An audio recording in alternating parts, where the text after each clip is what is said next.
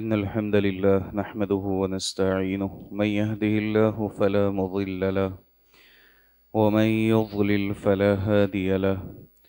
ونشهد أن لا إله إلا الله وحده لا شريك له ونشهد أن محمدا عبده ورسوله أما بعد فأعوذ بالله من الشيطان الرجيم بسم الله الرحمن الرحيم يا أيها الذين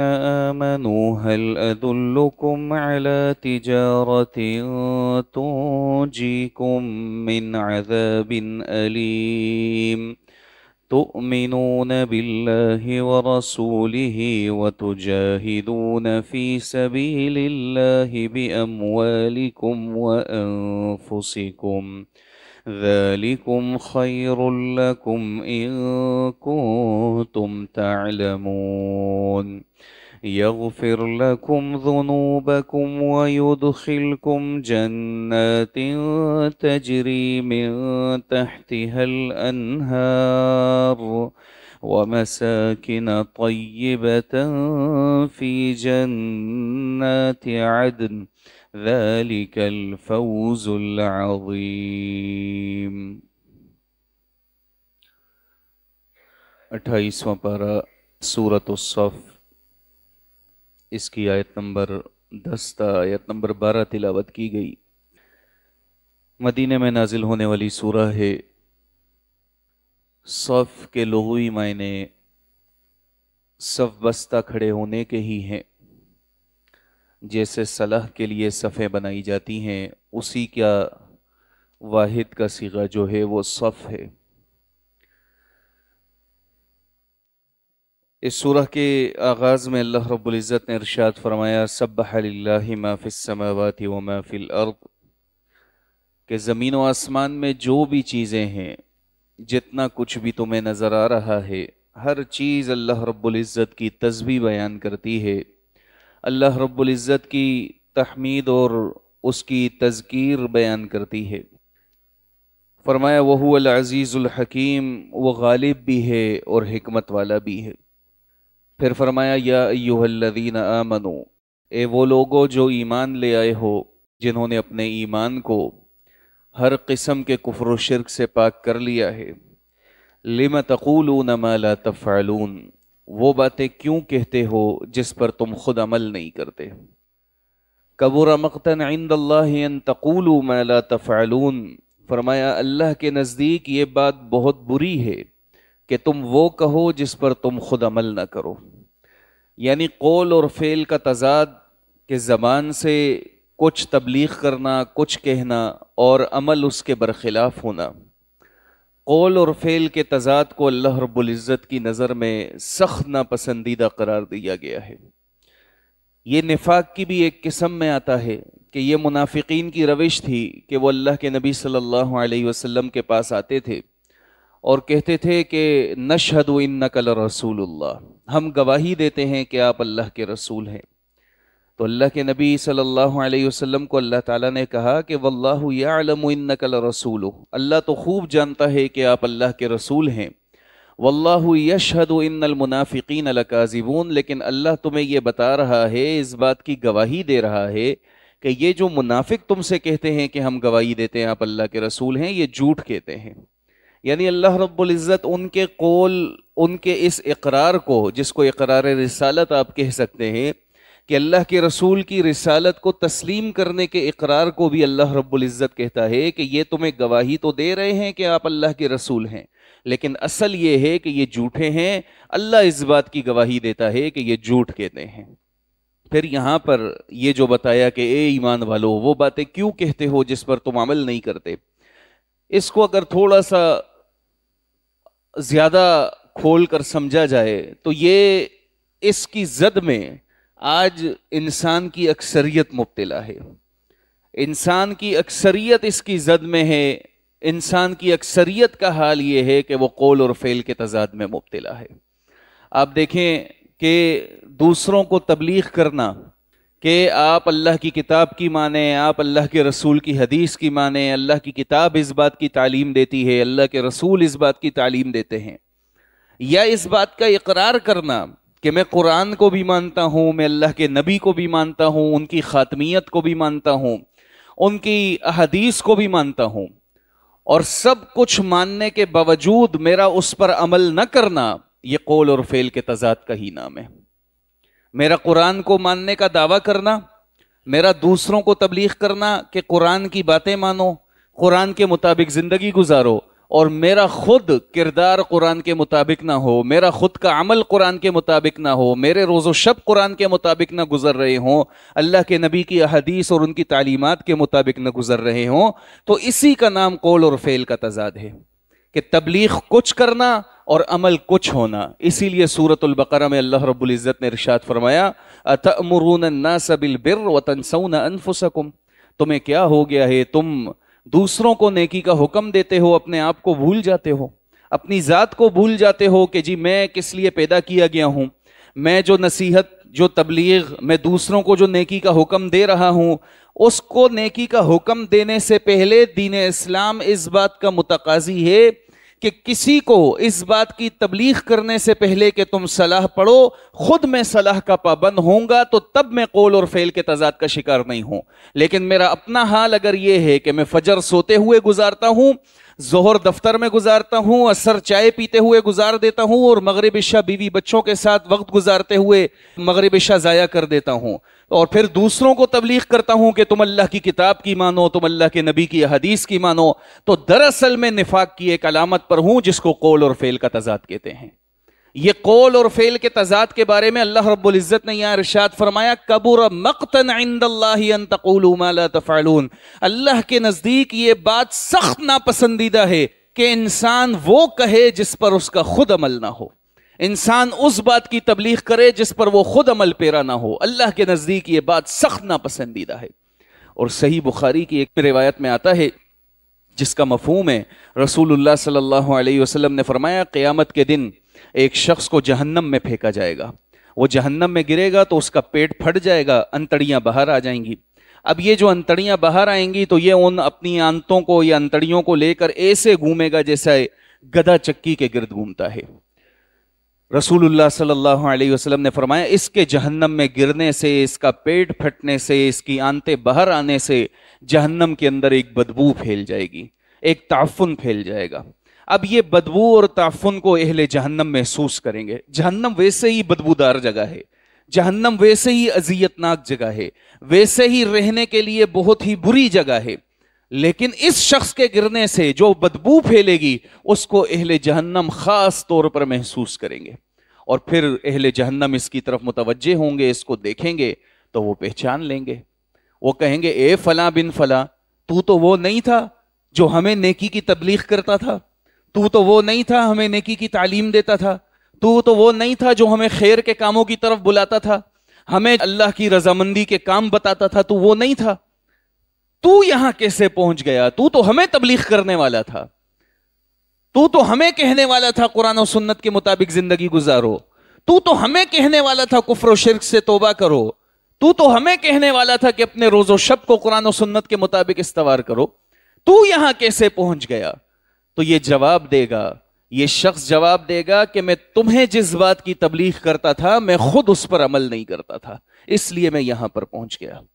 یہ کوئی معمولی معاملہ نہیں ہے، ہم اس کو مذاق میں اڑاتے ہیں، ہم اس کو ہنسی میں اڑا دیتے ہیں. یہ معمولی معاملہ نہیں ہے کہ میں آپ کو کہوں سنتوں کے مطابق زندگی گزارو، اللہ کے نبی آخری نبی ہیں، ان کے فرامین کے مطابق زندگی گزارو، اور میں خود داڑھی کا کاٹنے والا بن جاؤں. ہم سمجھتے ہیں شاید یہ بڑی معمولی بات ہے. یہ نفاق کی ایک قسم ہے. میں آپ کو سنت رسول کی تبلیغ کروں، میرا خود اس پر عمل نہ ہو. میں آپ کو کہوں کہ کتاب اللہ کی مانو اور اللہ کے نبی کی حدیث کی مانو. کتاب اللہ کہتی ہے رکوع کرنے والوں کے ساتھ رکوع کرو. اللہ کے نبی کہتے ہیں کہ جس مسجد سے صلاح کے لیے پکار لگائی جائے وہاں جا کر باجماعت صلاۃ ادا کرو. اور میرا اپنا عمل یہ ہو کہ میں فجر سو کر گزار رہا ہوں بستر کے اوپر اور باجماعت صلاۃ نہ ادا کر رہا ہوں، تو میں منافقت کی ایک قسم پر ہوں. اور یہ وہ منافقت ہے جس کو ہم دوسروں کے لیے تو فوراً قبول کرتے ہیں کہ اس میں دیکھو منافقت کی ایک قسم پائی جاتی ہے، یہ منافق ہے، اس میں نفاق کی علامت پائی جاتی ہے، اور یہ منافقت کی وہ قسم جو میری ذات کے اندر پائی جاتی ہے، جو میرے اپنے وجود کے اندر پائی جاتی ہے، میں اس کو تسلیم کرنے کے لیے تیار نہیں ہوں۔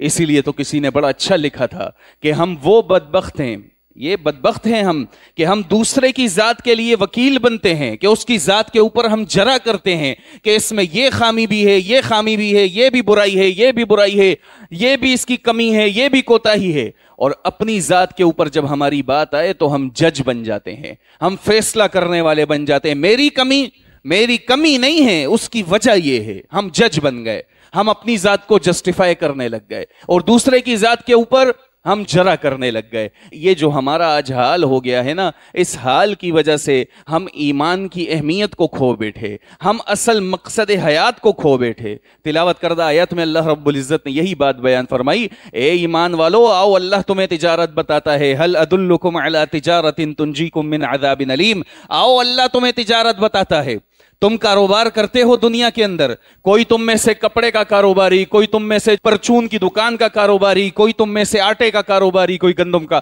آؤ اللہ بھی تمہیں ایک تجارت بتاتا ہے۔ وہ تجارت کیا ہے؟ اس تجارت سے تمہارے دنیاوی مال میں شاید اضافہ نہ ہو، اس تجارت سے شاید تمہارے اثاثوں میں اضافہ نہ ہو، اس تجارت سے شاید تمہارے گاڑیاں بڑی نہ ہو، لیکن اس تجارت سے کیا ہوگا؟ تنجیکم من عذاب علیم، تمہیں عذاب علیم سے نجات مل جائے گی، تمہیں دردناک عذاب سے نجات مل جائے گی۔ آؤ اللہ تمہیں وہ تجارت بتاتا ہے۔ وہ تجارت کیا ہے؟ تؤمنون باللہ ورسولہ، کہ تم اللہ اور اس کے رسول پر ایمان لے آؤ۔ اب یہ ایمان یہ منافقین کی طرح نہیں ہوگا۔ منافقین کا ایمان قولی تھا، زبان کی حد تک تھا، عمل نہیں تھا۔ منافقین کی طرح نہیں ہوگا یہ ایمان، یہ ایمان ہوگا قول اور فعل کے ساتھ، قول اور عمل کے ساتھ، اقرار باللسان و تصدیق بالقلب کے بعد ہمارا عمل اس بات کی گواہی دے گا کہ ہم نے جو اقرار کیا ہے، جو قول کیا ہے، اس قول و قرار کے اندر ہم سچے ہیں۔ ہمارا عمل اس بات کی گواہی دے گا۔ اللہ رب العزت نے فرمایا ایمان لے آؤ اللہ اور اس کے رسول پر۔ وہ سورہ نساء کی آیاتیں ہیں نا، بڑی ہلا دینے والی ہیں۔ یا ایھا الذین آمنوا، خطاب کس سے ہے؟ ایمان والوں سے۔ ایمان والوں سے اللہ خطاب کرتا ہے، اے لوگو جو ایمان لائے ہو، آمنوا باللہ ورسولہ، ایمان لاؤ اللہ اور اس کے رسول پر۔ یہ ایمان والوں کو اللہ کیوں کہتا ہے ایمان لاؤ اللہ اور اس کے رسول پر؟ یہ ایمان والوں سے کیوں خطاب کر رہا ہے اللہ؟ یہ تو پہلے ہی قول کرنے والے ہیں، یہ تو پہلے ہی دعویٰ کرنے والے ہیں کہ ہم اللہ اور اس کے رسول پر ایمان لے آئے ہیں۔ پھر کیا وجہ ہے کہ ایمان والوں کو اللہ کہہ رہا ہے کہ ایمان لاؤ اللہ اور اس کے رسول پر، ان کتابوں پر جو نازل کی گئی ہے، فرشتوں پر ایمان لاؤ؟ اس کی وجہ یہ ہے کہ بہت سے ایمان والے وَمِنَ النَّاسِ مَن يَقُولُ آمَنَّا بِاللَّهِ وَبِالْيَوْمِ الْآخِرِ، بہت سے ایمان والے ایسے ہیں لوگوں میں سے جو کہتے ہیں ہم ایمان لائے اللہ اور روز آخرت پر، وَمَا هُم بِمُؤْمِنِينَ، اللہ کی کتاب کہتی ہے وہ ایمان والے نہیں ہیں، وہ ایمان والے نہیں ہیں۔ یہ کون لوگ؟ قول اور فعل کے تضاد کا شکار۔ یہ جو کہا گیا تؤمنون باللہ، خطاب بھی ایمان والوں سے، تجارت بھی اللہ ایمان والوں کو بتا رہا ہے، آؤ تمہیں ایسی تجارت اللہ بتاتا ہے جو تمہیں دردناک عذاب سے نجات دے دے۔ پھر اسی تجارت کے تناظر میں ایمان والوں کو ہی اللہ کہہ رہا ہے کہ تم ایمان لاؤ اللہ اور اس کے رسول پر۔ وَتُجَاهِدُونَ فِي سَبِيلِ اللَّهِ بِأَمْوَالِكُمْ وَأَنفُسِكُمْ، پھر صرف ایمان لانے کے اوپر اکتفا نہ کر لینا کہ ایمان لے آیا ہوں میں، اب میں کسی غیر اللہ کی پکار نہیں لگاتا، اب میں کسی قبر پر سجدہ ریز نہیں ہوتا، اب میں تعویذ گنڈے نہیں پہنتا، اب میں کسی اور کو اولاد دینے والا اللہ کے سوا نہیں مانتا، تو لہٰذا اب میں مبرہ ہو گیا۔ نہیں، فرمایا تؤمنون باللہ ورسولہ وتجاہدون فی سبیل اللہ باموالکم وانفسکم، اب جب تم ایمان کو اپنے خالص کر لو گے، ایمان اپنے کو کفر و شرک سے پاک کر لو گے، تو پھر تم اللہ کی راہ میں جہاد کرو گے، اپنی جان سے بھی اور اپنے مال سے بھی۔ یہ دو چیزیں اس کا قرآن میں جو آپ کو بہت زیادہ ذکر ملے گا نا، جان اور مال، مال اور اولاد، یہ جو ذکر آپ کو بار بار قرآن میں مل رہا ہے، اللہ رب العزت جانتا تھا کہ انسان کے لیے سب سے بڑی آزمائش دنیا کے اندر ایمان کے بعد وہ یہی دو چیزیں بنے گی، ایک اس کی جان اور ایک اس کا مال۔ یہ جان اور مال کے بارے میں ہی فرمایا، یہ ایمان والو تمہارا مال اور تمہاری اولاد یہ تمہیں ہلاک نہ کر دے کہ تمہیں اللہ کے ذکر سے غافل کر دے۔ اور یہاں بتایا کہ تم جہاد کرو اپنی جان اور مال سے، اور کیسے جہاد کرو؟ فی سبیل اللہ، اللہ کے راستے میں، کہ کبھی تمہاری جان اللہ کے راستے میں لگ رہی ہو، اجتماعات میں شرکت کی صورت میں،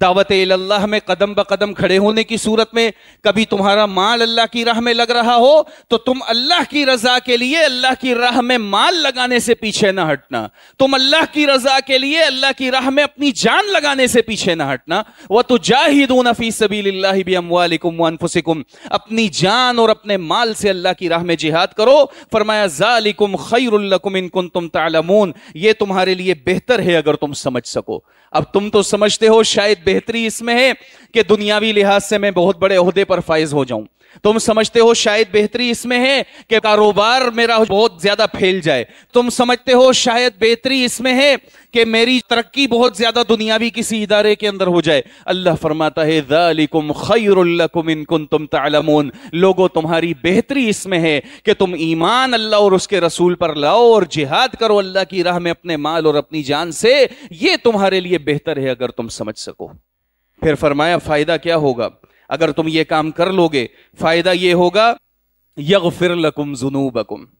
پھر اللہ جہاد کرنے والوں کو کہتا ہے اللہ تمہارے گناہوں کو معاف کر دے گا۔ اللہ جانتا تھا کہ جو ایمان لے آئیں گے، جو اپنے ایمان کو کفر و شرک سے پاک کر لیں گے، جو اللہ کی راہ میں جان اور مال سے جہاد کریں گے، وہ گناہوں سے پاک تو نہیں ہوں گے، گناہ تو ان سے ہوگا، گناہ ان سے وقتاً فوقتاً ہو سکتے ہیں، لیکن جب یہ اپنے ایمان کے اندر مخلص ہوں گے، عمل کے اندر مخلص ہوں گے، اللہ کی راہ میں حتی الوسع، جتنی طاقت اللہ رب العزت نے دی ہے اس قدر اپنی جان اور مال اللہ کی راستے میں لگانے والے ہوں گے، تو ان سے جو چھوٹے موٹے گناہ ہو جاتے ہوں گے، جو ان سے کبائر بھی ہو جاتے ہوں گے، یغفر لکم ذنوبکم، اللہ ان کو معاف کر دے گا۔ کبائر کے لیے توبہ کریں گے، چھوٹے چھوٹے گناہ اللہ ویسے ان کو معاف کر دے گا۔